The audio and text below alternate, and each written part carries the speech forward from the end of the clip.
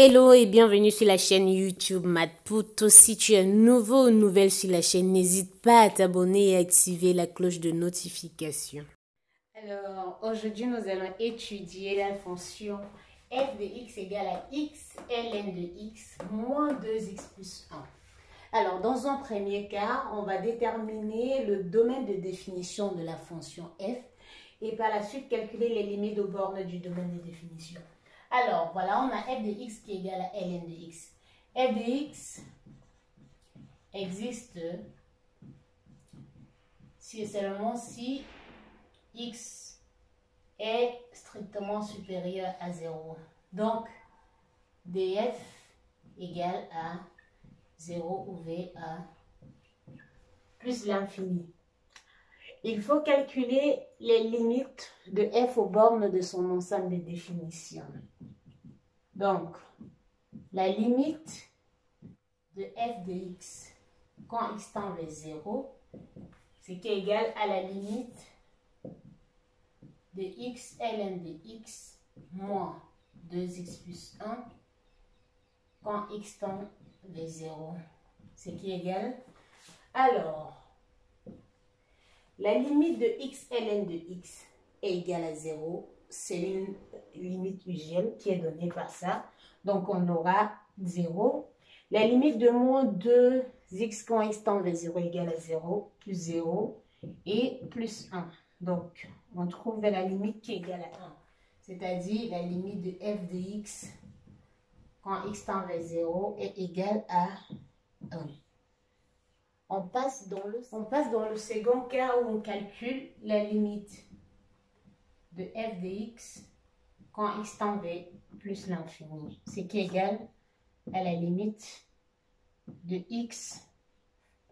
On met x en facteur, ln de x moins 2 plus 1 sur x.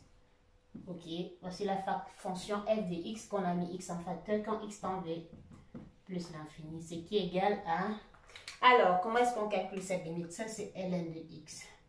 Ça va faire la limite de x quand x tend vers plus l'infini fois la limite de ln de x moins 2 plus 1 sur x quand x tend vers plus l'infini.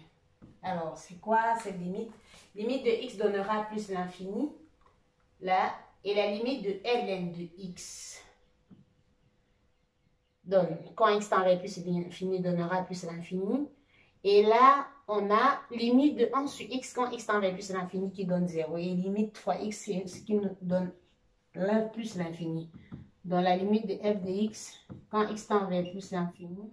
Pour la deuxième question, on va étudier le tableau de variation de f de x. Donc, on calcule la dérivée et on regarde le sens de variation. F de x égale à x ln de x moins 2x plus 1. F' de x, ça nous donne la dérivée de x fois ln de x. Dérivée de x égale à 1, ln de x, plus la dérivée de ln de x fois x, ça fait x divisé par x, moins la dérivée de 2x qui est égale à moins 2, et la dérivée de 1 qui donne 0. Donc, on obtient ln de x plus 1 moins 1, ce qui nous donne, plus 1 moins 2, ce qui nous donne ln de x moins 1. Donc, f' de x égale ln de x moins 1. Alors, si on veut étudier f' de x égale à 0, pour trouver le tableau de variation, f' de x égale à 0, en train qu'on a ln de x moins 1 égale à 0. Ce qui entraîne donc que ln de x égale à 1. Si ln de x égale à 1, ce qui entraîne que x est égal à exponentielle, en appliquant exponentielle ici, donc on obtient x égale à e. Alors, si on va dresser le tableau de variation de f de x, on a x.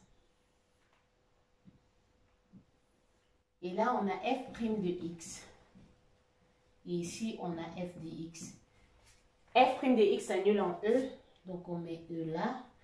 f est défini sur 0 à plus l'infini, donc on a 0 plus l'infini.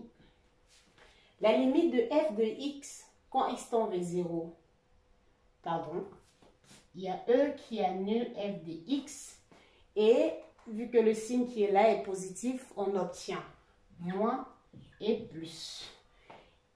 Le signe négatif avant le nombre qui annule la fonction est positif après, c'est bien le principe. Donc, là, la limite de f de x quand x tend vers 0, on a trouvé 1. Et ça décroît jusqu'à f de e. Et après, on croît jusqu'à plus l'infini. Ainsi, voilà le tableau de variation de la fonction f de x.